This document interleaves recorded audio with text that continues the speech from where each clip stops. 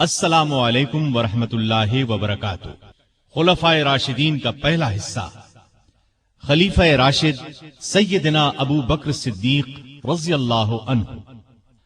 انبیاء کی جماعت کے بعد اس دنیا میں سب سے افضل انسان اور پہلے خلیفہ راشد سیدنا ابو بکر صدیق رضی اللہ عنہ ہیں، جو عشرہ مبشرہ میں بھی پہلے نمبر پر ہیں۔ ان کے حالات و واقعات انتہائی دلچسپ انداز میں۔ ہمارا دعویٰ ہے کہ سیدھی شروع ہوتے ہی آپ اس میں محو ہو کر رہ جائیں گے۔ جی ہاں، کچھ واقعات ایسے بھی ہوتے ہیں جن میں انسان ڈوب کر رہ جاتا ہے اور ختم ہونے تک ابھرتا نہیں۔ تو آئیے ابتدا کرتے ہیں پہلے خلیفہ راشد، خلیفہ رسول سیدنا ابو بکر صدیق رضی اللہ عنہ سے۔ پیشکش محمد طارق شاہد۔ اللہ تعالیٰ ارشاد فرماتے ہیں، والذین آمنوا باللہ ورسلہ اولئک هم الصدیقون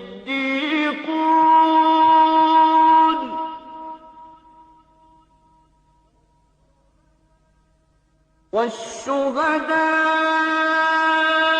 عند ربهم لهم أجرهم ونورهم والذين كفروا وكذبوا بآياتنا أولئك أصحاب الجحيم۔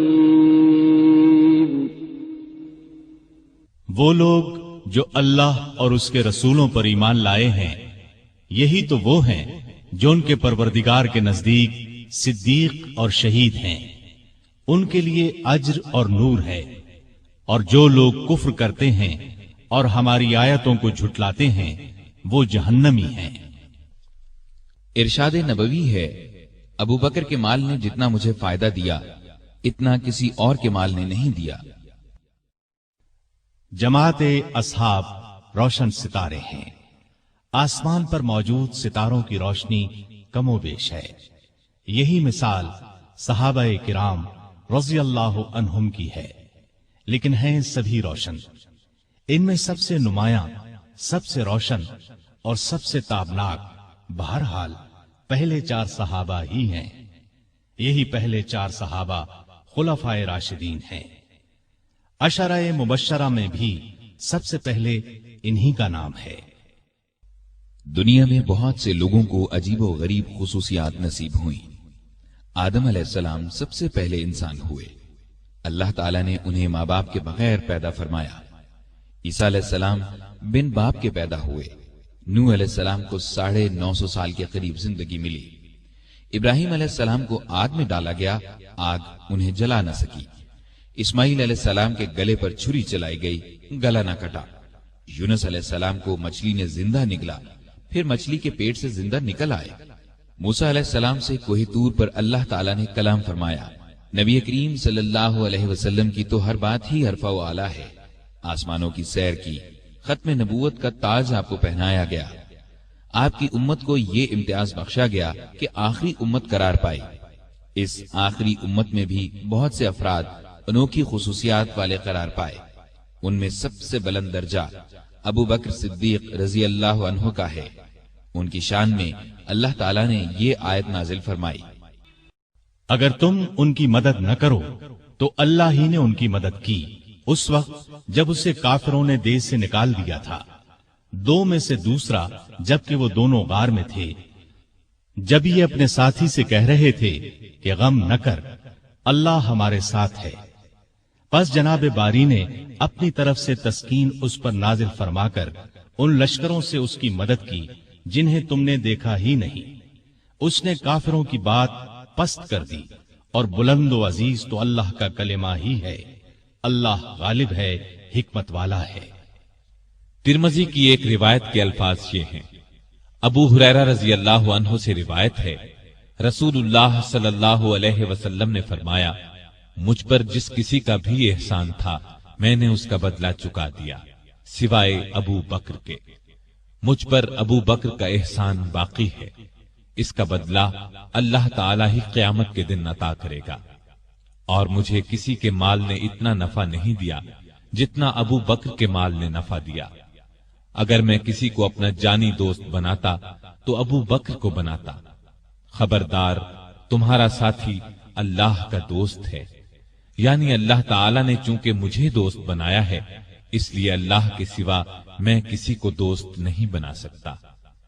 मुस्लिम की एक हदीस के अल्फाज यूं हैं, अबू बकर मेरे भाई और मेरे साथी हैं और अल्लाह ताला ने तुम्हारे साथी को दोस्त बनाया है। तो ये अजीम खुसूसियत अबू बकर रजी अल्लाह अन्हु को नसीब हुई जो नबी आखिरुज़्ज़मान के सबसे अफसल सहाबी थे। आज हम उन्हीं का तज़किरा करेंगे, उनकी हैरत ज़दा कर देने वाली बातें सुनेंगे।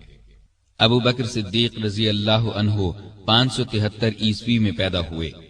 नबी करीम सल्लल्लाहु अलैहि वसल्लम उनसे करीबन 2.5 साल पहले दुनिया में तशरीफ ला चुके थे।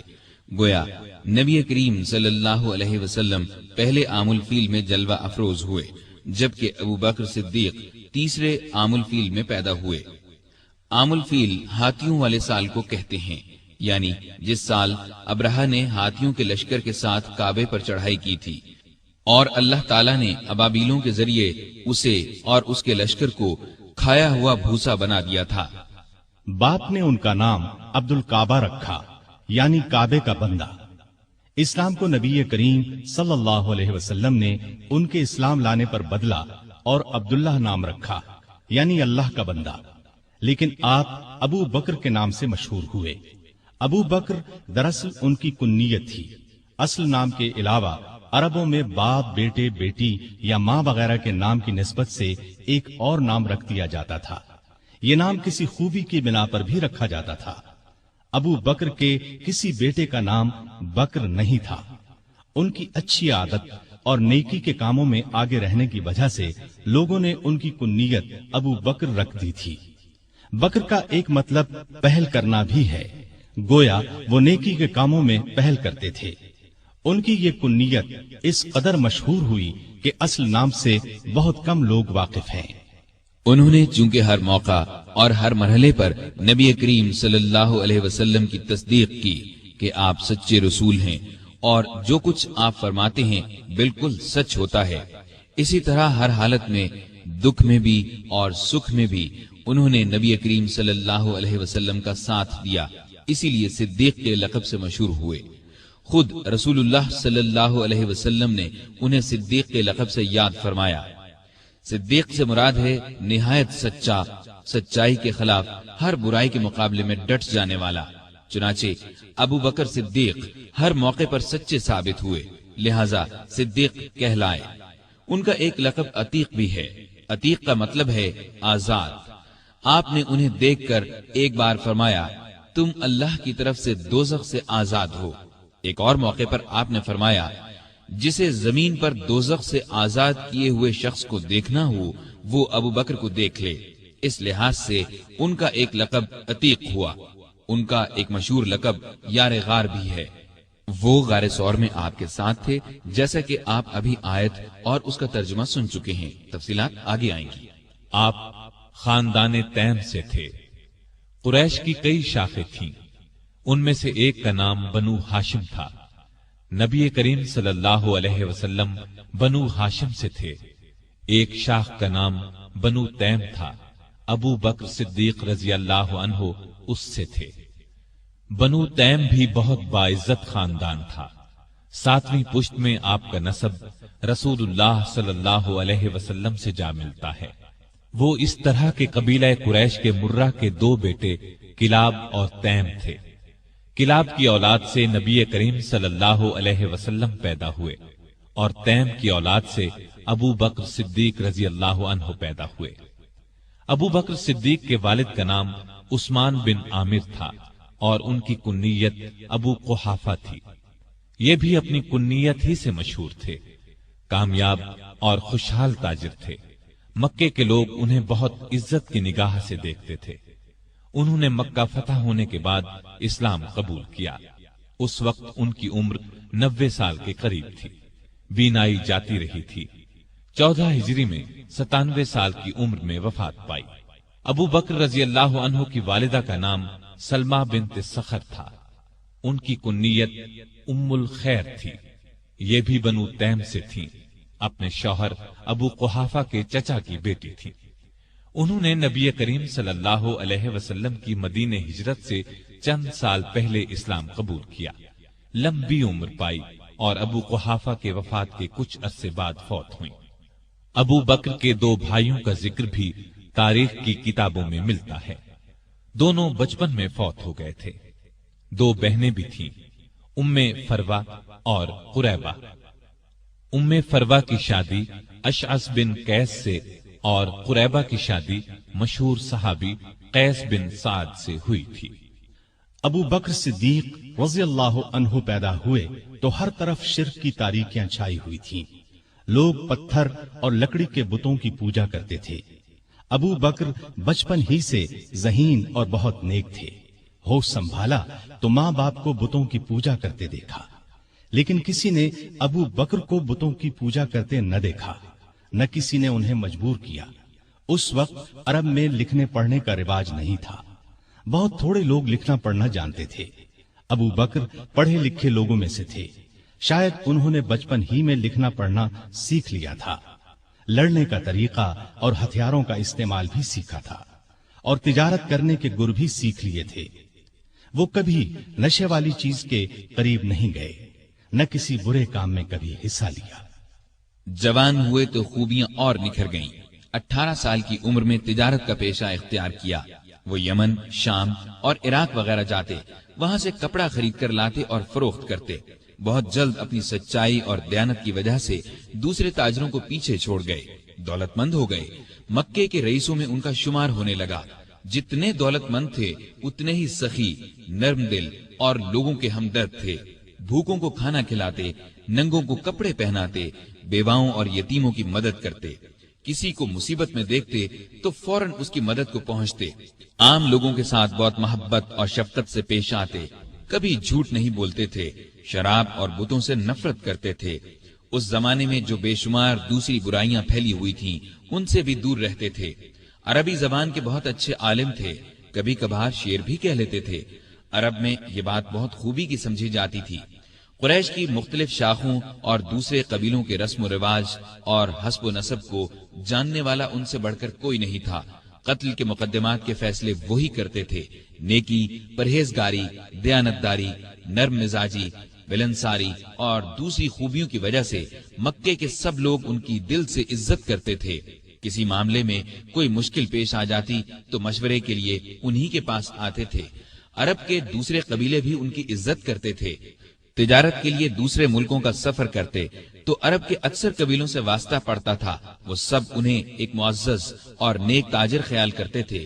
یہی وہ زمانہ تھا جب ان کی دوستی نبی کریم صلی اللہ علیہ وسلم سے ہو گئی، اور یہ دوستی روز بروز گہری ہوتی چلی گئی۔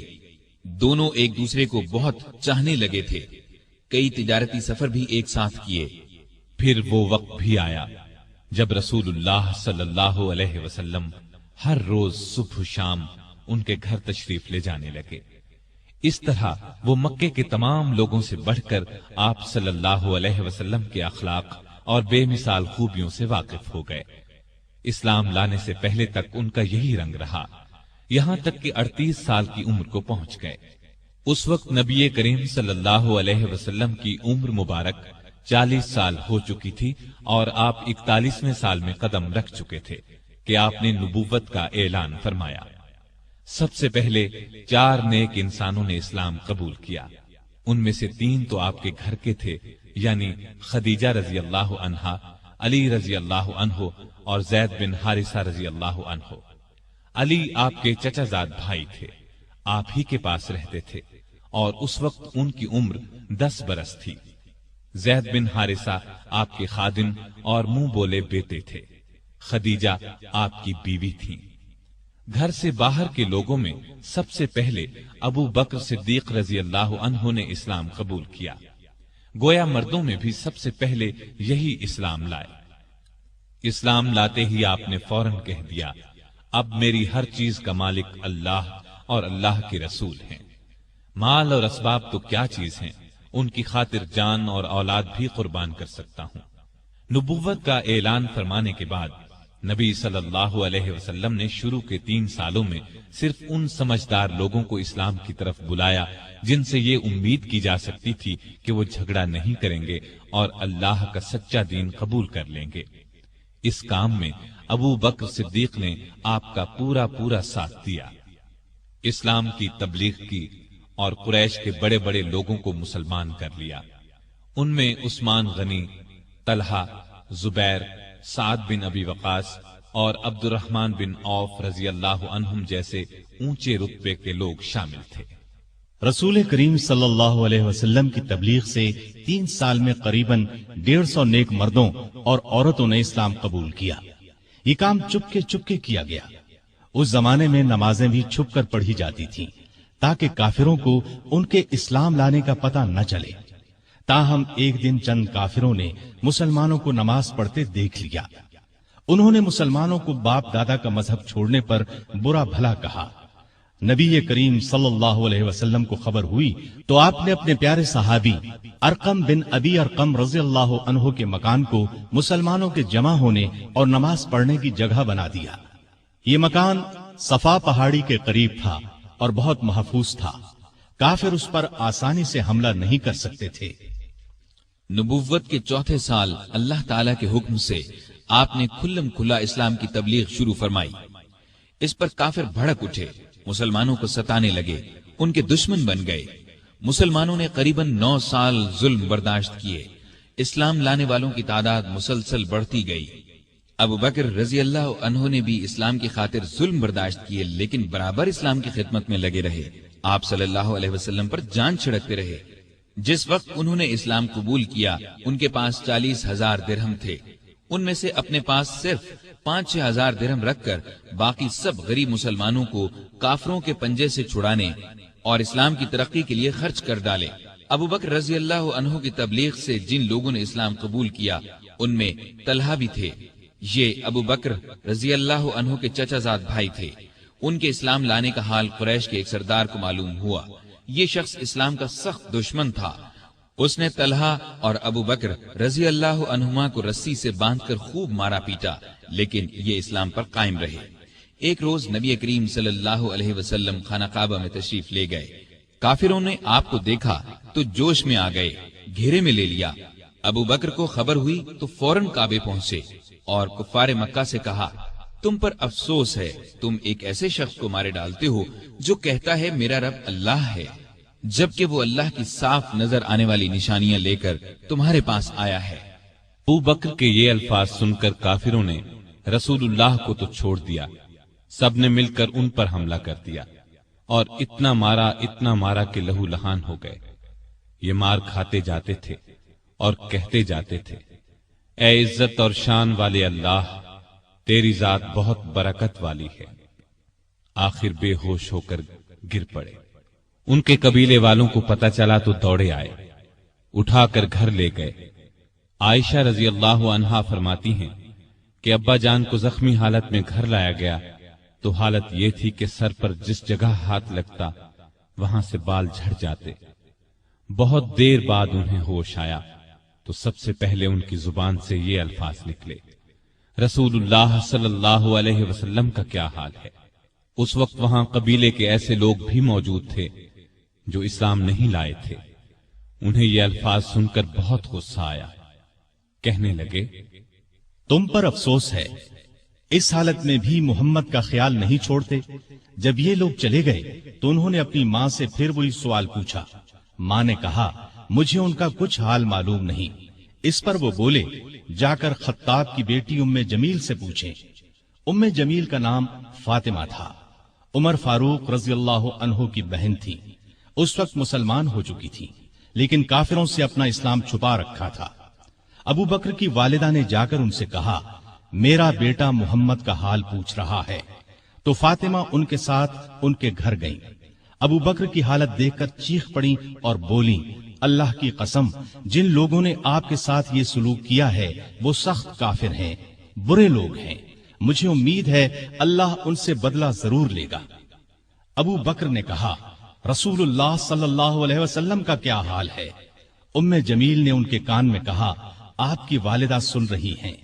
یہ انہوں نے اس لیے کہا کہ ان کی والدہ اس وقت تک ایمان نہیں لائی تھی۔ اس پر وہ بولے، تم ان کی فکر نہ کرو، ان سے کوئی خطرہ نہیں۔ تب انہوں نے بتایا، نبی کریم صلی اللہ علیہ وسلم بالکل خیریت سے ہیں اور دار ارقم میں ہیں۔ وہ سن کر بولے، اللہ کی قسم میں اس وقت تک کچھ کھاؤں گا نہ پیوں گا جب تک رسول اللہ صلی اللہ علیہ وسلم کو دیکھ نہ لوں گا۔ آخر رات کی تاریکی میں ام جمیل انہیں رسول کریم صلی اللہ علیہ وسلم کے پاس لے گئی۔ آپ نے ابو بکر کی حالت دیکھی تو آنکھوں میں آنسو آ گئے۔ آپ نے جھک کر ابو بکر کی پیشانی چومی۔ اس موقع پر ابو بکر نے اپنی والدہ کے مسلمان ہونے کی خواہش ظاہر کی۔ آپ صلی اللہ علیہ وسلم نے دعا کی اور والدہ نے اسی وقت اسلام قبول کر لیا۔ اس واقعے کے بعد دونوں میں محبت اور بڑھ گئی۔ ابتدائی 3 سالوں میں کچھ اسلام لانے والے ایسے بھی تھے جو مکے کے کافروں کے غلام تھے۔ ان کافروں کو جب اپنے غلاموں کے اسلام لانے کا پتہ چلا تو ان غریبوں پر ظلم کے پہاڑ توڑنے لگے۔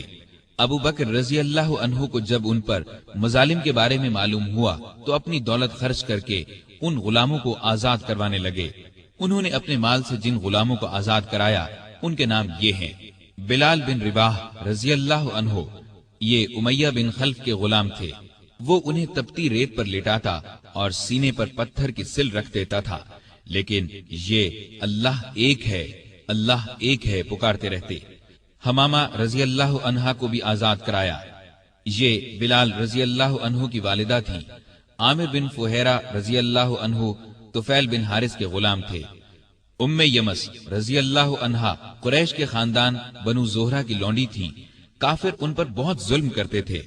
ابو فکیہہ رضی اللہ عنہ بنو عبد الدار یا صفوان بن امیہ کے غلام تھے۔ انہیں بیڑیاں پہنا کر ریت پر اوندھا لٹایا جاتا تھا، کمر پر بھاری پتھر رکھا جاتا تھا۔ لہزیہ اور ان کی بیٹی لبینہ، زنیرہ، ان سب کو ابو بکر نے خرید کر آزاد کیا۔ ابو بکر رضی اللہ عنہ کے والد ابو قحافہ رضی اللہ عنہ اس وقت تک ایمان نہیں لائے تھے۔ بیٹے کو اس طرح دولت لٹاتے دیکھ کر ایک دن بولے، بیٹا میں دیکھ رہا ہوں تم جن لوگوں کو آزاد کروانے پر پیسہ خرچ کر رہے ہو وہ بہت کمزور ہیں۔ تم مضبوط لوگوں کو آزاد کراتے تو وہ تمہارے کام آتے۔ اس پر ابو بکر نے جواب دیا، میں نے ان غریبوں کو اپنے فائدے کے لیے نہیں، اللہ کو راضی کرنے کے لیے آزاد کرایا ہے، وہی اس کا بدلہ دے گا۔ یہ بات سن کر ان کے والد خاموش ہو گئے۔ کافروں کا ظلم جب حد سے بڑھا تو نبی کریم صلی اللہ علیہ وسلم نے مسلمانوں کو حبشہ کی طرف ہجرت کرنے کا مشورہ دیا۔ کچھ مسلمان ہجرت کر گئے۔ ابو بکر نے بھی اپنا وطن چھوڑا، لیکن راستے میں قبیلہ قارہ کے سردار ربیہ بن رفیع ملے۔ وہ اپنی امان میں انہیں واپس مکے لے آئے، اس لیے کہ وہ ابو بکر کو بہت پسند کرتے تھے۔ مکے میں داخل ہو کر ربیہ نے اعلان کر دیا کہ ابو بکر ان کی پناہ میں ہیں۔ قریش نے اس شرط پر ان کی پناہ منظور کر لی کہ ابو بکر اپنے گھر کے اندر جس طرح چاہیں عبادت کریں، گھر سے باہر نہ کریں، نہ اونچی آواز سے قرآن پڑھیں۔ انہوں نے یہ بات مان لی، لیکن ان کا دل بہت نرم تھا۔ جب گھر میں قرآن پڑھتے تو بے اختیار رونے لگتے۔ ان کے رونے کی آواز سن کر لوگ گھروں سے نکل آتے، راستہ چلتے لوگ رک جاتے اور قرآن سننے لگتے۔ مکے کے کافروں نے جب یہ دیکھا تو ربیہ سے شکایت کی۔ ربیہ نے ان کی شکایت ابو بکر کے آگے رکھی۔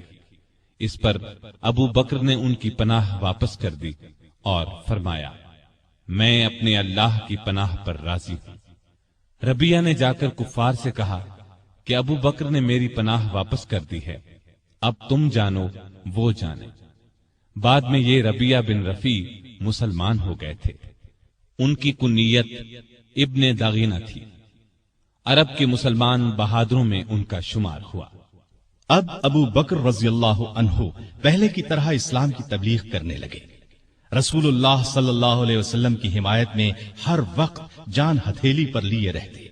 کافروں نے کئی بار انہیں شدید تکالیف پہنچائی۔ ایک دفعہ نبی کریم صلی اللہ علیہ وسلم خانہ کعبہ میں نماز پڑھ رہے تھے۔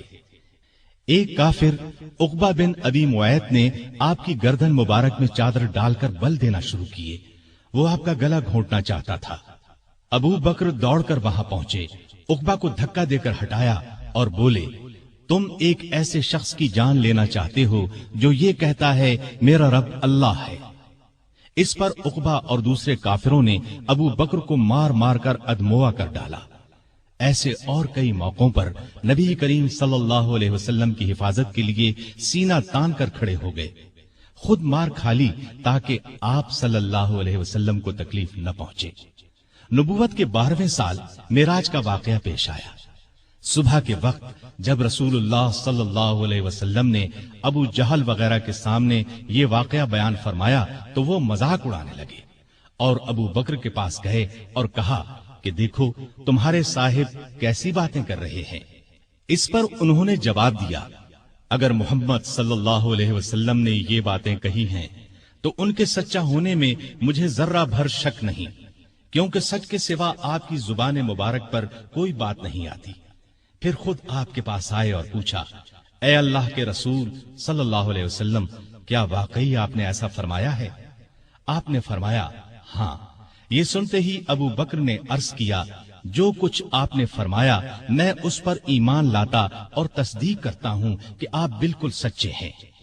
ابو بکر کو صدیق کا لقب اسی لیے ملا کہ انہوں نے اس موقع پر اور دوسرے موقعوں پر بھی ہمیشہ رسول اللہ صلی اللہ علیہ وسلم کی تصدیق کی اور آپ کی نبوت کی گواہی دی۔ پھر جب کافروں نے نبی کریم صلی اللہ علیہ وسلم کو قتل کرنے کا منصوبہ تیار کر لیا تو اللہ تعالیٰ نے آپ کو ہجرت کی اجازت دے دی۔ آپ ابو بکر کے پاس آئے اور انہیں بتایا، مجھے ہجرت کی اجازت مل گئی ہے۔ یہ سن کر ابو بکر نے عرض کیا، میرے ماں باپ آپ پر قربان ہوں، کیا مجھے بھی آپ کے ساتھ چلنے کی اجازت ہے؟ آپ نے فرمایا ہاں۔ یہ سن کر ابو بکر اتنے خوش ہوئے کہ رونے لگے۔ عائشہ رضی اللہ عنہا فرماتی ہیں کہ اس روز مجھے پہلی بار معلوم ہوا کہ کوئی شخص حد سے زیادہ خوشی سے بھی رونے لگتا ہے۔ پھر ابو بکر نے عرض کیا، مجھے اندازہ تھا کہ آپ ہجرت کریں گے، اس لیے میں نے 2 اونٹنیوں کو کھلا پلا کر تیار کر رکھا ہے، ان میں سے ایک آپ لے لیں۔ آپ نے فرمایا لیکن میں قیمت دے کر لوں گا۔ ابو بکر خاموش ہو گئے۔ رات ہوئی تو آپ علی رضی اللہ عنہ کو اپنے بستر پر لٹا کر گھر سے نکلے۔ اللہ تعالیٰ نے کفار کو اس وقت اندھا کر دیا، وہ ننگی تلواریں لیے گھر کو گھیرے کھڑے تھے کہ جو ہی آپ باہر نکلیں گے کام تمام کر دیں گے۔ آپ قرآن مجید کی آیات پڑھتے ہوئے باہر نکل آئے، سیدھے ابو بکر کے گھر پہنچے۔ وہ پہلے ہی تیار بیٹھے تھے۔ رخصت سے پہلے انہوں نے اپنے بیٹے کو ہدایت کی کہ رات کو آ کر خبریں سنانا، ہم فلاں جگہ ٹھہریں گے۔ اپنے خادم عامر بن فہیرہ کو ہدایت دی کہ وہ روزانہ کی طرح بکریاں چرائے اور رات کو ان کا دودھ ہمیں دے جایا کرے۔ پھر ابو بکر گھر میں موجود تمام نقدی ساتھ لے کر نکل پڑے۔ راستے میں ابو بکر کبھی آپ کے آگے ہو جاتے اور کبھی پیچھے۔ آپ صلی اللہ علیہ وسلم نے وجہ پوچھی تو عرض کیا، جب مجھے خطرہ ہوتا ہے کہ آگے سے کوئی دشمن نہ آ جائے تو آپ کے آگے چلنے لگتا ہوں، پیچھے سے کوئی خطرہ محسوس کرتا ہوں تو پیچھے ہو جاتا ہوں۔ اس طرح دونوں غار ثور میں پہنچے۔ یہ مکے کے جنوب مشرق میں قریباً 5 کلومیٹر پر ہے۔ راستے میں زمین پتھریلی ہونے کی وجہ سے دونوں کے پاؤں زخمی ہو گئے۔ ابو بکر رضی اللہ عنہ آپ کی تکلیف برداشت نہ کر سکے۔ آپ صلی اللہ علیہ وسلم کو بمشکل اپنے ساتھ لے کر غار ثور جو بہت بلندی پر تھا پہنچے۔ پہلے ابو بکر اندر داخل ہوئے، غار کو صاف کیا، غار میں جو سوراخ نظر آئے ان کو اپنی چادر پھاڑ کر بند کیا۔ غار میں 2 سوراخ باقی بچ رہے جن کے لیے چادر نہیں بچی تھی۔ ابو بکر رضی اللہ عنہ نے ان دونوں پر اپنے پاؤں رکھ دیے۔ پھر رسول اللہ صلی اللہ علیہ وسلم سے عرض کی کہ اندر تشریف لائیں۔ آپ صلی اللہ علیہ وسلم اندر تشریف لے گئے اور ابو بکر کی آغوش میں سر رکھ کر سو گئے۔ ادھر ابو بکر رضی اللہ عنہ کے پاؤں میں کسی چیز نے ڈس لیا۔ ابو بکر نے بڑے صبر سے تکلیف برداشت کی، لیکن ہلے نہیں کہ کہیں آپ کی آنکھ نہ کھل جائے۔ لیکن جب تکلیف حد سے بڑھی تو ان کے آنسو رسول اللہ صلی اللہ علیہ وسلم کے چہرے پر ٹپک گئے۔ آپ کی آنکھ کھل گئی۔ آپ نے فرمایا، ابو بکر تمہیں کیا ہوا؟ عرض کی، میرے ماں باپ آپ پر قربان، مجھے کسی چیز نے ڈس لیا ہے۔ رسول اللہ صلی اللہ علیہ وسلم نے اس پر اپنا لعاب دہن لگا دیا۔ زہر کا اثر فوراً دور ہو گیا اور تکلیف جاتی رہی۔ یہاں دونوں حضرات نے 3 راتیں چھپ کر گزاری۔ تلاش کرنے والے اس دوران میں غار ثور تک پہنچ گئے۔ ابو بکر کی نظر ان پر پڑی تو گھبرائے اور کہا، اے اللہ کے نبی، اگر ان میں سے کوئی شخص محض اپنی نگاہ نیچی کر دے تو ہمیں دیکھ لے گا۔ نبی کریم صلی اللہ علیہ وسلم نے فرمایا، ابو بکر، ایسے 2 آدمیوں کے بارے میں تمہارا کیا خیال ہے جن کا تیسرا اللہ ہے؟ إذ هما في الغار إذ يقول لصاحبه لا تحزن إن الله معنا فأنزل الله سكينته عليه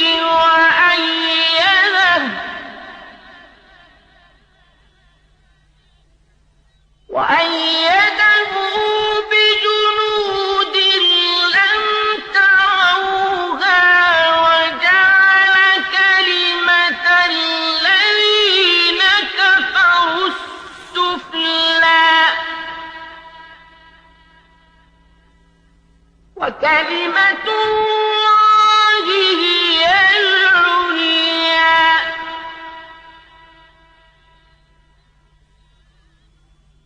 واللہ عزیز حکیم۔ اس وقت اللہ نے کافروں کی آنکھوں پر پردہ ڈال دیا، وہ غار کے اندر نہ دیکھ سکے۔ آپ نے 3 راتیں اور 3 دن غار میں قیام فرمایا۔ عامر بن فہیرہ دودھ پہنچاتے رہے، آپ کی بیٹی اسما رات کو کھانا پہنچاتی رہی، اور عبداللہ رضی اللہ عنہ دن بھر کی خبریں بھی سناتے رہے۔ گویا ابو بکر کا گھرانہ خدمت میں لگا رہا۔ تیسری رات غار سے روانہ ہوئے، عامر ساتھ چلے۔ عبداللہ اریقت نامی ایک شخص کو اجرت پر راستہ دکھانے کے لیے ساتھ لے لیا۔ اس طرح یہ آگے چلے۔ ادھر مکے کے کافر آپ کی تلاش میں نکلے، کیونکہ گھر میں انہیں علی رضی اللہ عنہ ملے تھے۔ پہلے وہ ابو بکر رضی اللہ عنہ کے گھر پہنچے، وہ وہاں نہ ملے تو کافروں نے اعلان کیا، جو شخص محمد یا ابو بکر کو پکڑ کر لائے گا اسے ہر ایک کے بدلے 100 اونٹ انعام میں دیے جائیں گے۔ قبیلہ بنو مدلج کا سردار سراقہ یہ اعلان سن کر ہتھیار لگا کر آپ کی تلاش میں گھوڑے پر روانہ ہوا۔ یہ بڑے ڈیل ڈول کا اور بہادر شخص تھا۔ تلاش کرتے کرتے ان حضرات کے نزدیک پہنچ گیا، لیکن گھوڑے نے ٹھوکر کھائی، زمین پر گرا، دوبارہ سیدھا ہوا، پھر گرا۔ ادھر ابو بکر مڑ مڑ کر اس کی طرف دیکھ رہے تھے۔ بولے، اے اللہ کے رسول، ہمارا پیچھا کرنے والا بہت قریب آ گیا ہے۔ اس پر نبی کریم صلی اللہ علیہ وسلم نے فرمایا، لا تحزن ان اللہ معنا، غم نہ کر، اللہ ہمارے ساتھ ہے۔ اس کے ساتھ ہی سراقہ کا گھوڑا زمین میں دھنس گیا۔ یہ دیکھ کر وہ پکارا، مجھے معاف کر دیجئے، میں آپ کو کوئی تکلیف نہیں پہنچاؤں گا۔ آپ نے دعا کی، گھوڑا نکل آیا، سراقہ نزدیک آیا، کافروں کے اعلان کے بارے میں بتایا۔ آپ نے اسے جانے کی اجازت دے دی اور اس سے کہا، ہمارے بارے میں کسی کو نہ بتانا۔ وہ لوٹ گیا اور آپ اپنے ساتھی کے ساتھ آگے روانہ ہوئے۔ ادھر یثرب یعنی مدینہ کے لوگوں کو اطلاع مل چکی تھی، وہ آپ کا بے چینی سے انتظار کر رہے تھے۔ آپ 8 دن تک سفر کے بعد قباء کے قریب پہنچے۔ قباء مدینے سے 4 کلومیٹر کے فاصلے پر جنوب مغرب میں ایک گاؤں تھا۔ لوگوں کو آپ کی آمد کی خبر ملی تو اللہ اکبر کے نعرے لگاتے امٹ پڑے۔ ادھر رسول کریم صلی اللہ علیہ وسلم اور ابو بکر رضی اللہ عنہ سواری سے اتر کر ایک درخت کے نیچے بیٹھ گئے تھے۔ لوگ ابو بکر کو سلام کرتے رہے۔ اس لیے کہ ان کے سر اور داڑھی کے بال سفید ہو گئے تھے۔ لوگ انہیں اللہ کا رسول سمجھے۔ نبی صلی اللہ علیہ وسلم پر دھوپ آئی تو ابو بکر نے آپ پر کپڑا تان کر سایہ کیا۔ تب لوگوں کو معلوم ہوا کہ اللہ کے رسول تو یہ ہیں۔ آپ صلی اللہ علیہ وسلم نے قباء میں مسجد بنوائی۔ چند دن ٹھہرنے کے بعد وہاں سے مدینے کی طرف روانہ ہوئے۔ ابو بکر اب بھی ساتھ تھے۔ مدینے میں آپ اور ابو بکر ابو ایوب انصاری کے ہاں قیام فرما ہوئے۔ اب آپ نے مدینے میں مسجد بنانے کا ارادہ فرمایا۔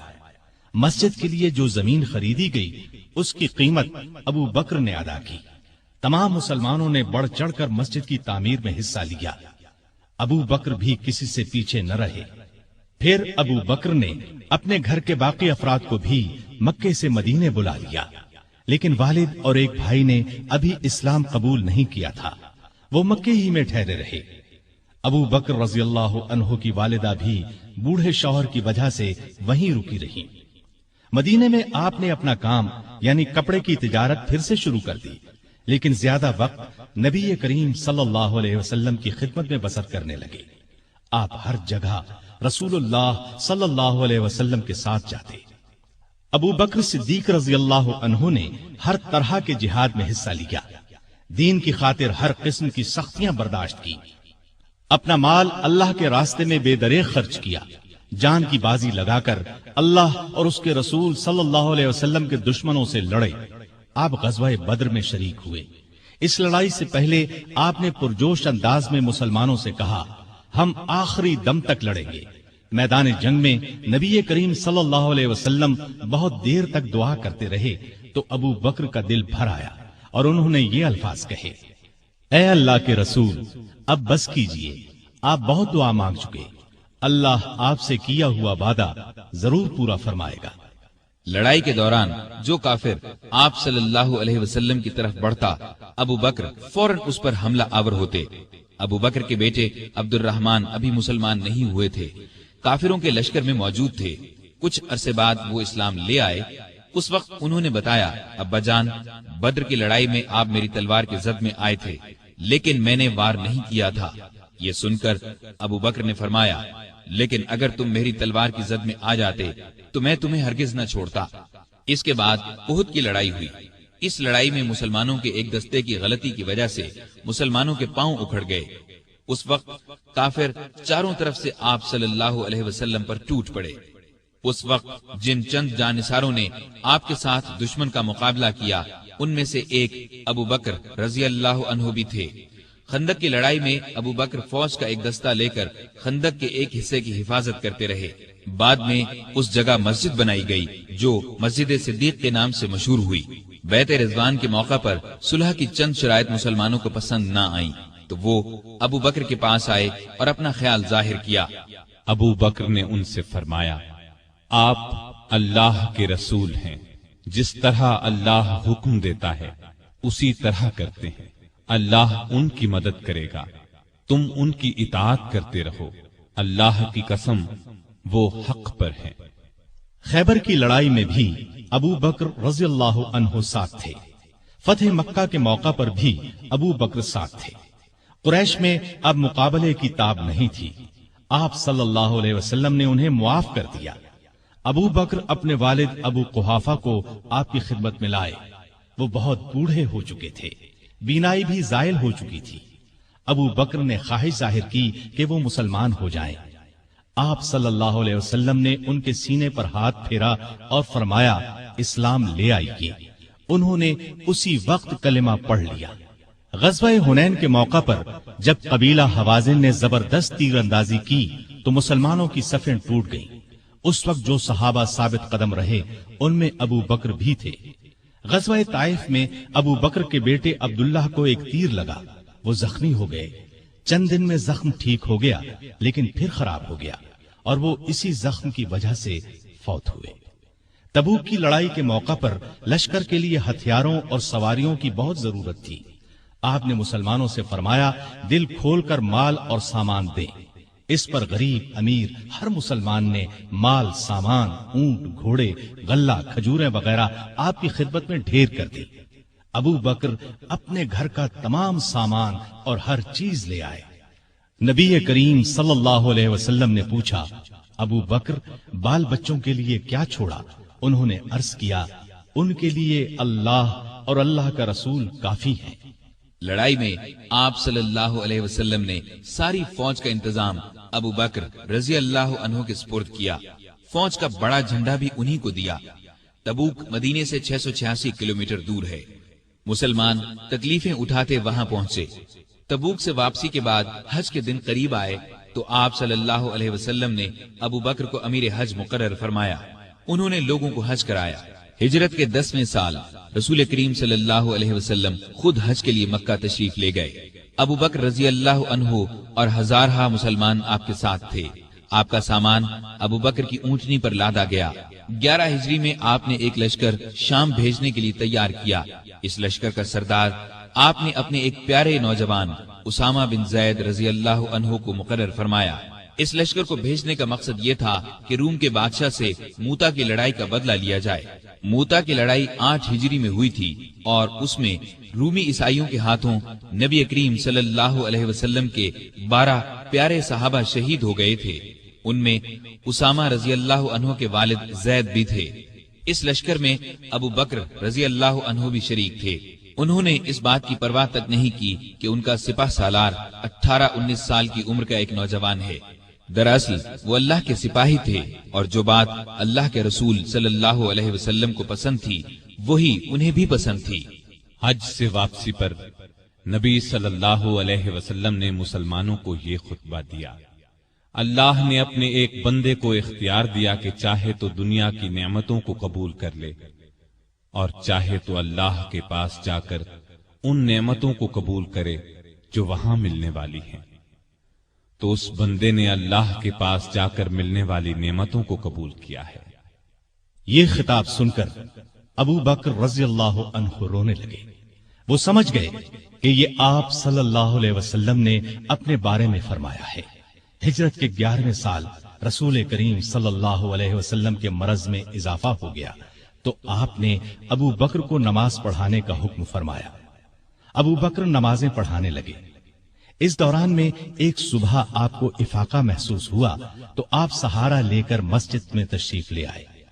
ابو بکر نے پیچھے ہٹنا چاہا تو آپ نے اشارے سے فرمایا اپنی جگہ پر رہو۔ پھر آپ نے ان کے ساتھ بیٹھ کر نماز ادا کی۔ ہجرت کے 11ویں سال 12 ربیع الاول بروز پیر آپ صلی اللہ علیہ وسلم نے رحلت فرمائی۔ وہ دن ابو بکر کی زندگی کا سب سے بڑے صدمے کا دن تھا۔ انہوں نے نبی کریم صلی اللہ علیہ وسلم کی پیشانی کو بوسہ دیا اور فرمایا، میرے ماں باپ آپ پر قربان، اللہ آپ پر 2 موتیں جمع نہیں کرے گا۔ جو موت اللہ نے آپ کے لیے لکھ دی وہ آ چکی، اب آپ پر کبھی موت نہیں آئے گی۔ اس وقت صحابہ کی حالت بہت نازک تھی۔ سیدنا عمر فاروق رضی اللہ عنہ ننگی تلوار لیے اعلان کرتے نظر آئے، جو شخص یہ کہے گا کہ رسول اللہ صلی اللہ علیہ وسلم نے وفات پائی میں اسے جان سے مار ڈالوں گا۔ ابو بکر نے ان کی یہ تقریر سنی تو فرمایا، اے عمر سنبھلو اور چپ ہو جاؤ۔ پھر آپ نے لوگوں کے سامنے تقریر کی، لوگو، جو شخص محمد صلی اللہ علیہ وسلم کو پوچھتا تھا وہ جان لے کہ محمد صلی اللہ علیہ وسلم وفات پا گئے ہیں، اور جو اللہ کو پوچھتا تھا وہ سمجھ لے کہ اللہ زندہ ہے، وہ کبھی نہیں مرے گا۔ ان الفاظ کے بعد آپ نے قرآن مجید کی یہ آیت تلاوت فرمائی، صلی اللہ علیہ وسلم صرف رسول ہی ہیں، ان سے پہلے بہت سے رسول آ چکے ہیں۔ کیا اگر ان کا انتقال ہو جائے یا شہید ہو جائیں تو تم اسلام سے اپنی ایڑیوں کے بل پھر جاؤ گے؟ اور جو کوئی پھر جائے اپنی ایڑیوں پر تو ہرگز اللہ تعالیٰ کا کچھ نہ بگاڑے گا۔ ان قریب اللہ تعالیٰ شکر گزاروں کو نیک بدلہ دے گا۔ ابو بکر رضی اللہ عنہ کی تقریر سن کر لوگوں کو یقین آ گیا کہ رسول اللہ صلی اللہ علیہ وسلم واقعی ان سے جدا ہو چکے ہیں۔ آپ کی وفات کے بعد مسلمانوں نے متفقہ طور پر جناب ابو بکر صدیق کو خلیفہ چن لیا۔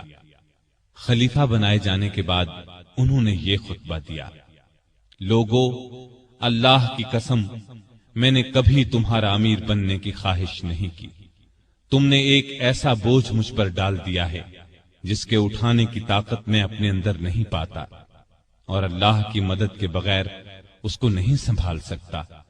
میں تم سے بہتر نہیں، اگر سیدھے راستے پر چلوں تو میری مدد کرنا، اور اگر غلطی کروں تو مجھے درست کر دینا۔ یاد رکھو، سچائی امانت ہے اور جھوٹ خیانت۔ تم میں سے جو کمزور ہے وہ میرے نزدیک طاقتور ہے، یہاں تک کہ اس کا حق دلوا دوں، اور تم میں سے جو طاقتور ہے وہ میرے نزدیک کمزور ہے، یہاں تک کہ اس سے دوسروں کا حق وصول کر لوں۔ جو قوم اللہ کی راہ میں جہاد چھوڑ دیتی ہے وہ ذلیل کر دی جاتی ہے، اور جس قوم میں بے حیائی پھیل جاتی ہے اس پر اللہ کا عذاب نازل ہوتا ہے۔ جب تک میں اللہ اور اس کے رسول صلی اللہ علیہ وسلم کی اطاعت کروں تم میرا حکم مانو، اور جب میں اللہ اور اس کے رسول کی نافرمانی کروں تو تم پر میرا حکم ماننا فرض نہیں۔ اب نماز کے لیے کھڑے ہو جاؤ، اللہ تم پر رحم فرمائے۔ خلیفہ بننے کے بعد ابو بکر نے جو سب سے پہلا حکم جاری کیا وہ یہ تھا کہ اسامہ کے لشکر کو شام جانے کے لیے تیار ہو جانا چاہیے۔ مجاہدین فوراً جمع ہونے لگے۔ اسی اثنا میں خبریں آنے لگیں کہ عرب کے بہت سے قبیلوں نے زکوٰۃ ادا کرنے سے انکار کر دیا ہے۔ یہ لوگ ابھی تھوڑا عرصہ پہلے ہی مسلمان ہوئے تھے۔ بعض لوگوں نے نبی ہونے کا جھوٹا دعویٰ کر کے ہزارہا لوگوں کو بے وقوف بنا ڈالا۔ لوگ ان کے گرد جمع ہو گئے۔ یہ حالات دیکھ کر بعض صحابہ نے سیدنا صدیق اکبر کو مشورہ دیا کہ ان حالات میں اسامہ کے لشکر کو بھیجنا مناسب نہیں، بہتر یہ ہے کہ اس کو روک دیا جائے تاکہ دشمن مدینے پر حملہ کریں تو ان کا مقابلہ کیا جا سکے۔ لیکن ابو بکر نے یہ مشورہ ماننے سے انکار کر دیا اور فرمایا، اللہ کی قسم، اگر مدینہ اس طرح آدمیوں سے خالی ہو جائے کہ درندے اور کتے مجھے پھاڑ کھائیں، تب بھی میں اس لشکر کو شام جانے سے نہیں روکوں گا جس کو رسول اللہ صلی اللہ علیہ وسلم نے شام جانے کا حکم فرمایا تھا۔ اب بعض صحابہ نے یہ مشورہ دیا کہ لشکر کا سپہ سالار نو عمر اسامہ کی جگہ کسی عمر رسیدہ تجربہ کار صحابی کو بنا دیا جائے۔ یہ سن کر ابو بکر کو غصہ آ گیا۔ انہوں نے فرمایا، یہ تم کیسا مشورہ دے رہے ہو؟ جس شخص کو رسول اللہ صلی اللہ علیہ وسلم نے لشکر کا امیر بنایا، میں اس کی جگہ کسی اور کو امیر مقرر کروں، ایسا ہرگز نہیں ہوگا۔ پھر ابو بکر رضی اللہ عنہ لشکر کو رخصت کرنے کے لیے خود مدینے سے باہر مقام جرف پر پہنچے، دور تک انہیں چھوڑنے گئے۔ اسامہ گھوڑے پر سوار تھے اور ابو بکر ان کے ساتھ پیدل چل رہے تھے۔ اسامہ نے عرض کیا، اے رسول اللہ کے خلیفہ، یا تو آپ بھی گھوڑے پر سوار ہو جائیں یا مجھے گھوڑے سے اتر کر پیدل چلنے دیں۔ ابو بکر نے فرمایا، نہ تو میں سوار ہوں گا نہ تمہیں گھوڑے سے اترنے دوں گا۔ اگر کچھ دیر کے لیے میرے قدموں پر اللہ کی راہ کا غبار پڑ جائے تو اس سے میری شان میں کوئی کمی نہیں آ جائے گی۔ پھر آپ نے لشکر کو رخصت کیا، انہیں دعا دی۔ اسامہ کا یہ لشکر شام کے عیسائیوں کو سزا دے کر قریباً 70 دن بعد واپس لوٹا۔ نبی صلی اللہ علیہ وسلم کی وفات کے بعد کچھ قبیلے اسلام سے پھر گئے، کچھ نے زکوٰۃ دینے سے انکار کر دیا اور کچھ نے جھوٹی نبوت کا اعلان کر دیا۔ یہ سب ارتدادی فتنے تھے، یعنی یہ مرتد ہو گئے تھے۔ ابو بکر رضی اللہ عنہ نے ان سب کے خلاف جہاد کیا۔ پہلے آپ نے زکوٰۃ نہ دینے والوں سے جنگ کی، انہیں شکست دی۔ پھر خالد بن ولید اور دوسرے سپاہ سالاروں کے لشکر جھوٹے نبیوں کی طرف روانہ کیے۔ مسیلمہ کذاب سب سے بڑا جھوٹا نبی تھا۔ خالد بن ولید کے لشکر نے اسے شکست فاش دی۔ اس لڑائی کو یمامہ کی لڑائی کہا جاتا ہے۔ مسیلمہ بھی اس جنگ میں مارا گیا۔ 10,000 مرتد ہلاک ہوئے۔ مسلمانوں کے لشکر میں سے 1,000 شہید ہوئے۔ اس طرح مرتدوں کی کمر ہمیشہ کے لیے ٹوٹ گئی، ہر طرف امن قائم ہو گیا، اور یہ سب ابو بکر کی غیر معمولی ایمانی طاقت، ہمت اور شجاعت کی وجہ سے ممکن ہوا۔ اس کے بعد آپ کا ایک خاص کارنامہ یہ ہے کہ آپ نے قرآن کو ایک جگہ جمع کروایا، کیونکہ اس وقت قرآن مجید مختلف جگہوں پر لکھا ہوا تھا۔ یمامہ کی لڑائی میں سینکڑوں حفاظ صحابہ شہید ہو گئے تھے، اس لیے ضرورت محسوس ہوئی کہ قرآن کو ایک جگہ جمع کر دیا جائے، چنانچہ یہ کام کیا گیا۔ اس کے بعد ابو بکر روم اور ایران کی طرف متوجہ ہوئے۔ روم اور ایران اس وقت دنیا کی دو بڑی سلطنتیں تھیں۔ روم والے عیسائی تھے اور ایران کے لوگ مجوسی یعنی آگ کو پوجتے تھے۔ دونوں ہی مسلمانوں کے دشمن تھے۔ نبی کریم صلی اللہ علیہ وسلم نے اپنی زندگی مبارک میں آس پاس کے ملکوں کے بادشاہوں کے نام اسلام کے پیغامات ارسال فرمائے تھے۔ ایک خط ایران کے بادشاہ خسرو پرویز کو بھی بھیجا گیا تھا۔ اس نے آپ کا خط پھاڑ دیا تھا۔ آپ نے یہ خبر سن کر فرمایا تھا، اللہ اس کے ملک کے ٹکڑے ٹکڑے کرے۔ پھر خسرو پرویز کے بیٹے نے اسے قتل کر ڈالا۔ اس کے بعد ایرانی آپس میں لڑنے لگے۔ ایسے میں ابو بکر رضی اللہ عنہ خلیفہ بن گئے تو انہوں نے خالد بن ولید کو سپہ سالار بنا کر ایران کی طرف روانہ کیا۔ خالد بن ولید رضی اللہ عنہ کی ایرانیوں سے 15 کے قریب لڑائیاں ہوئیں۔ ان سب میں اللہ نے انہیں فتح عطا کی۔ اس کے بعد روم کی باری آئی۔ روم کی طرف 4 لشکر روانہ کیے۔ ان کے سپہ سالار ابو عبیدہ بن جراح، یزید بن ابی سفیان، شرحبیل بن حسنہ اور عمر بن عاص مقرر فرمائے۔ ان چاروں لشکروں میں 27,000 کے قریب مجاہدین تھے۔ یہ چاروں مختلف راستوں سے شام پر حملہ آور ہوئے۔ ساتھ ہی ابو بکر نے خالد بن ولید کو حکم بھیجا کہ وہ بھی ان لشکروں کی مدد کے لیے پہنچے۔ خالد بن ولید شام کے اسلامی لشکر سے آ ملے اور کمان اپنے ہاتھ میں لے لی۔ ادھر رومیوں کا بڑا لشکر اجنادین کے مقام پر جمع ہوا۔ خالد بن ولید نے ان کا رخ کیا اور انہیں بہت بڑی شکست دی۔ اجنادین سے شکست کھا کر رومی یرموک میں جمع ہوئے۔ یہاں بھی زبردست جنگ ہوئی۔ یہ لڑائیاں ابھی جاری تھیں کہ سیدنا ابو بکر رضی اللہ عنہ بیمار ہو گئے۔ پہلے انہیں تیز بخار ہوا، سخت کمزوری کی وجہ سے مسجد میں نہ آ سکے۔ سیدنا عمر رضی اللہ عنہ کو نمازیں پڑھانے کا حکم دیا۔ جب حالت اور بگڑی تو وصیت فرمائی، میرے بعد خلیفہ عمر ہوں گے۔ یہ وصیت سن کر بعض صحابہ نے عرض کی، عمر کے مزاج میں سختی ہے۔ تو ابو بکر نے فرمایا، جب خلافت کا بوجھ سر پر پڑے گا تو یہ سختی جاتی رہے گی۔ وہ امت کے بہترین آدمی ہیں۔ بیماری کے دنوں میں ایک دن پوچھا، خلیفہ بننے سے اب تک بیت المال سے مجھے کتنا وظیفہ ملا ہے؟ حساب کیا گیا تو 8,000 کے قریب درہم بنے۔ آپ نے فرمایا، میری فلاں زمین بیچ کر یہ رقم بیت المال میں جمع کی جائے۔ پھر آپ نے فرمایا، جب سے میں خلیفہ ہوا ہوں میری جائیداد کتنی بڑھی ہے؟ لوگوں نے کہا کہ ایک حبشی غلام ہے جو بچوں کو کھلاتا ہے، مسلمانوں کی تلواروں کو صاف کرتا ہے اور چمکاتا ہے، ایک اونٹنی ہے جس پر پانی لاتا ہے، اور ایک معمولی سی پرانی چادر ہے۔ یہ سن کر فرمایا، میرے مرنے کے بعد یہ سب چیزیں نئے خلیفہ عمر کے پاس پہنچا دی جائیں۔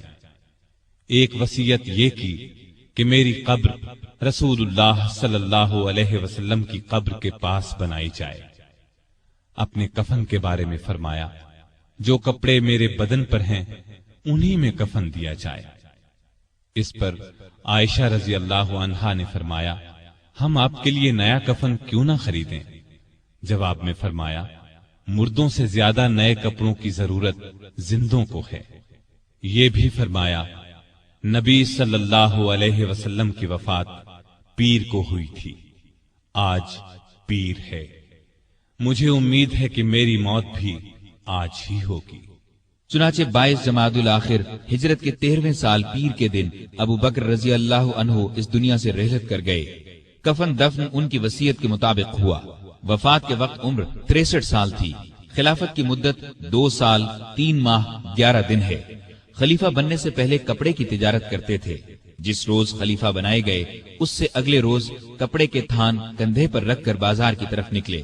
عمر نے دیکھا تو عرض کی، اگر آپ تجارت کرتے رہے تو مسلمانوں کے کام کون سر انجام دے گا؟ اس طرح مسلمانوں کے مشورے سے آپ کا وظیفہ مقرر ہوا۔ یہ اتنا تھا جتنا ایک عام آدمی کا خرچ ہوتا ہے۔ وفات کے وقت یہ بھی اپنی زمین فروخت کر کے بیت المال میں جمع کرانے کی وصیت کر دی۔ اس وصیت کے مطابق جب یہ رقم بیت المال میں جمع کرانے کے لیے سیدنا عمر فاروق کی خدمت میں لائی گئی تو عمر رو پڑے۔ آپ کی شکل نورانی، قد درمیانہ، جسم دبلا پتلا، رنگ گورا تھا۔ لباس بہت سادہ پہنتے، عبادت کا بہت شوق تھا، دن کو روزہ رکھتے، رات کو قیام کرتے، تلاوت کے وقت اتنا روتے کہ داڑھی تر ہو جاتی۔ قرآن اور حدیث کے بہت بڑے عالم تھے۔ آپ سے مروی 42 احادیث ہیں۔ لکھنا پڑھنا بھی جانتے تھے۔ مختلف اوقات میں 5 شادیاں کی، 3 بیٹے اور 3 بیٹیاں تھیں۔ ان کے نام یہ ہیں: عبداللہ، عبد الرحمن، محمد، اسما، عائشہ اور ام کلثوم رضی اللہ عنہم۔ گھر والوں سے بہت محبت کرتے تھے، لیکن سب سے زیادہ نبی کریم صلی اللہ علیہ وسلم سے محبت کرتے تھے۔ اس محبت کا الفاظ میں بیان ناممکن ہے۔ ہر وقت اپنی جان نبی کریم صلی اللہ علیہ وسلم پر قربان کرنے کے لیے تیار رہتے تھے۔ آپ صلی اللہ علیہ وسلم بھی ہر وقت انہیں اپنے ساتھ رکھتے، کوئی بات ان سے چھپا کر نہیں رکھتے تھے۔ آپ صلی اللہ علیہ وسلم کی خدمت میں صحابہ جڑ کر بیٹھتے تھے، لیکن ابو بکر کے لیے جگہ چھوڑ دی جاتی تھی۔ جب وہ اپنی جگہ پر آ کر بیٹھتے تو آپ ان کی طرف رخ کر لیتے تھے۔ آپ صلی اللہ علیہ وسلم فرمایا کرتے تھے: ابو بکر تمام لوگوں میں مجھے سب سے زیادہ پیارے ہیں۔ آپ صلی اللہ علیہ وسلم نے کئی بار انہیں جنت کی بشارت دی۔ ایک مرتبہ فرمایا: ابو بکر حوض کوثر پر میرے ساتھ ہوں گے۔ ایک مرتبہ نبی کریم صلی اللہ علیہ وسلم نے 10 صحابہ کے نام لے کر فرمایا کہ یہ جنتی ہیں۔ ان میں پہلا نام ابو بکر صدیق کا لیا۔ ابو بکر صدیق غریبوں اور محتاجوں کی بہت مدد کرتے تھے۔ اللہ کے راستے میں خرچ کرنے میں سب کو پیچھے چھوڑ دیتے تھے۔ اللہ کا خوف اس قدر تھا کہ حساب کے دن کا خیال آنے پر کانپ جاتے تھے۔ فرمایا کرتے تھے: کاش میں ایک تنکا ہوتا، کسی کو کوئی بات کہہ دیتے تو فوراً اس سے معافی مانگ لیتے۔ لوگوں کو سلام کرنے میں پہل کرتے تھے۔ پرہیزگاری تو حد درجے کی تھی۔ ایک دن آپ کا غلام کھانے کی کوئی چیز لایا، آپ نے اس میں سے کچھ کھا لیا، لیکن کھانے کے بعد غلام نے آپ سے پوچھا: آپ کو معلوم ہے کہ آپ نے جو کھایا ہے وہ کیا ہے؟ آپ نے فرمایا: بتلاؤ یہ کہاں سے آیا ہے؟ اس نے بتایا کہ زمانہ جاہلیت میں ایک شخص نے مجھ سے کچھ منتر پڑھوایا تھا، یہ اس کی اجرت ہے۔ یہ سن کر ابو بکر نے اپنا ہاتھ منہ میں ڈالا اور جو کچھ پیٹ میں گیا تھا قے کے ذریعے سب کچھ باہر نکال دیا۔ مزاج میں بہت عاجزی تھی۔ خلیفہ بننے سے پہلے محلے والوں کی بکریوں کا دودھ دو دیتے تھے۔ خلیفہ بننے کے بعد بھی یہ معمول نہ چھوڑا۔ لوگوں کو بہت اچھی اچھی نصیحتیں کرتے رہتے تھے۔ فرماتے ہیں: مصیبت کی جڑ انسان کی گفتگو ہے۔ عقل مند کی پہچان یہ ہے کہ وہ زیادہ باتیں نہیں کرتے۔ سچائی امانت اور جھوٹ بددیانتی ہے۔ کسی مسلمان کو حقیر نہ جانو۔ جس قوم میں بری باتیں عام ہو جائیں تو اللہ اس کو مصیبت میں ڈال دیتا ہے۔ ہر اچھے کام کے ثواب کا ایک اندازہ ہے، لیکن صبر کا ثواب بے اندازہ ہے۔ گناہ سے توبہ کرنا ضروری ہے، لیکن گناہ سے بچنا اس سے بھی زیادہ ضروری ہے۔ اس دن پر رو جو تیری عمر سے گزر گیا اور تو نے اس میں کوئی نیکی نہیں کی۔ اللہ تعالیٰ اس وقت تک نفلی عبادت قبول نہیں کرتا جب تک کہ تم فرض ادا نہ کرو۔ جو قوم جہاد کو چھوڑ دیتی ہے اللہ اس کو ذلیل کر دیتا ہے۔ مظلوم کی بد دعا سے بچو، کیونکہ اللہ اس کو فوراً سن لیتا ہے۔ علم بغیر عمل کے بیکار ہے۔ بروں کے پاس بیٹھنے سے اکیلے بیٹھ رہنا بہت اچھا ہے۔ دوائیں کھا کھا کر صحت مند نہیں بنا جا سکتا۔ جس پر نصیحت اثر نہ کرے اس کا دل ایمان سے خالی ہے۔ مسکین اور محتاج کو عاجزی اور ادب سے خیرات دو، اس لیے کہ خوشی سے خیرات دینا اس کے قبول ہونے کی نشانی ہے۔ اللہ سے شرم کرو۔ ہر کام کرتے وقت یاد رکھو اللہ تمہیں دیکھ رہا ہے۔ بڑائی پرہیزگاری میں ہے اور عزت عاجزی میں۔ آپس میں بھائی بھائی بن کر رہو جیسا کہ تمہیں اللہ نے حکم دیا ہے۔ ایک دوسرے سے تعلق مت توڑو، کسی سے حسد نہ کرو اور نہ کسی کے خلاف دل میں کینہ رکھو۔